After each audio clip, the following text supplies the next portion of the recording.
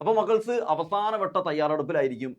ചില സ്റ്റുഡൻസിന് വായിച്ച് തീർന്നിട്ടില്ല പല ചാപ്റ്റേഴ്സും ഇനിയും വായിച്ച് തീരാനുണ്ട്. അപ്പോൾ ഓടിച്ച് വിട്ട് വായിക്കുന്ന തിരക്കിലായിരിക്കും. ചില സ്റ്റുഡൻസ് വായിച്ചിട്ടുണ്ട് കുറച്ചൊക്കെ.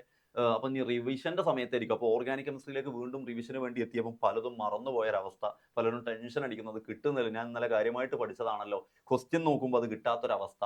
അങ്ങനെ പല ടെൻഷനുകളിലും റിവിഷൻ ചെയ്യുന്ന സമയത്ത് ഇങ്ങനെ ഇങ്ങനെ തിരക്ക് കൂട്ടി എല്ലാം ചെയ്യുന്ന ഒരു തിരക്കിലാണ്. കാരണം പബ്ലിക് എക്സാമിനെ നിങ്ങൾ അടിപൊളിയായിട്ട് ഫേസ് ചെയ്യാൻ വേണ്ടി തയ്യാറെടുപ്പിലാണ്. അപ്പോൾ നന്നായിട്ട് എഫേർട്ട് എടുക്കുന്ന തിരക്കിലാണെന്ന് അറിയാം. അപ്പോൾ നിങ്ങൾക്ക് വളരെയധികം ഹെൽപ്ഫുൾ ആവുന്ന ഓർഗാനിക് കെമിസ്ട്രിയിലുള്ള കംപ്ലീറ്റ് ടോപ്പിക്കുകളും വളരെ നിങ്ങൾക്ക് ഹെൽപ്ഫുൾ ആവുന്ന രൂപത്തിൽ സെറ്റ് ചെയ്തൊരു നോട്ട്, കിടിലൻ നോട്ട് നിങ്ങൾക്ക് ഇവിടെ കിട്ടുന്നതാണ്. ഓർഗാനിക് കെമിസ്ട്രിയിലെ കംപ്ലീറ്റ് റിയാക്ഷൻസും ടെസ്റ്റുകളും അതിൻ്റെ ബാക്കി കാര്യങ്ങളും എല്ലാം പറയുന്ന അസിഡിറ്റി ബേസിറ്റി ഒക്കെ പറയുന്ന റിയാക്ഷൻ ഒക്കെ അടങ്ങുന്ന നോട്ട് നിങ്ങൾക്ക് കിട്ടുന്നതാണ്. ഓൾറെഡി ബാച്ചിലുള്ള സ്റ്റുഡൻസ് ഇത് കിട്ടിയിട്ടുണ്ടാവും.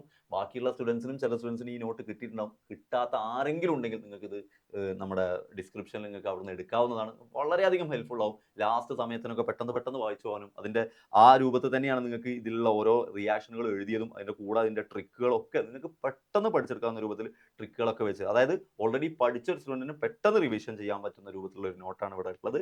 ഓരോ ചാപ്റ്റർ വൈസ് അവരുടെ സയൻറ്റിസ്റ്റുകളുടെ പേര് ലിസ്റ്റ് ചെയ്തിട്ട് ആ റിയാക്ഷൻസ് ഓരോന്നും അങ്ങനെ നെയിംഡ് റിയാക്ഷൻസ് മാത്രം.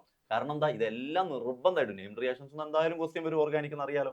ടെസ്റ്റുകളിൽ നിന്ന് ഹിൻസ്ബർഗ്, ലൂക്കാസ്, അതുപോലെ തന്നെ ആൾഡോള്, പിന്നെ ടൊളൻസ്, ഫെലിങ്സ്, ഇതിൽ നിന്നൊക്കെ എന്തായാലും ഒരു ക്വസ്റ്റ്യൻ വരും. അപ്പം എല്ലാ ഭാഗത്തുനിന്നും ക്വസ്റ്റ്യൻ നിർബന്ധമായിട്ടും വരുന്ന ഭാഗങ്ങളൊക്കെ നമ്മൾ എന്ത് ചെയ്തിട്ടുണ്ട്, ഓരോരോ ഭാഗങ്ങളാക്കി വെച്ചിട്ടുണ്ട്. ഈ ഭാഗത്തുനിന്ന് ക്വസ്റ്റ്യൻ വരും. അപ്പോൾ ആ ഭാഗങ്ങളിൽ മൊത്തം പറഞ്ഞിരുന്നുണ്ട്. അടുത്ത ഭാഗത്തുനിന്ന് എന്തായാലും ക്വസ്റ്റ്യൻ വരും. അപ്പോൾ ആ ഭാഗങ്ങൾ മൊത്തം പറയുന്ന നിങ്ങളെ വളരെയധികം ഹെൽപ്ഫുൾ ആകുന്ന ഒരു നോട്ടാണ്. അപ്പോൾ ഡിസ്ക്രിപ്ഷനിൽ നിന്ന് എടുത്തിട്ട് വേഗം അത് കണ്ട് സെറ്റായിട്ട് പഠിച്ചോളൂ. പബ്ലിക് എക്സാം അടിപൊളിയായിട്ട് തകർത്ത് എഴുതാൻ പറ്റട്ടെ.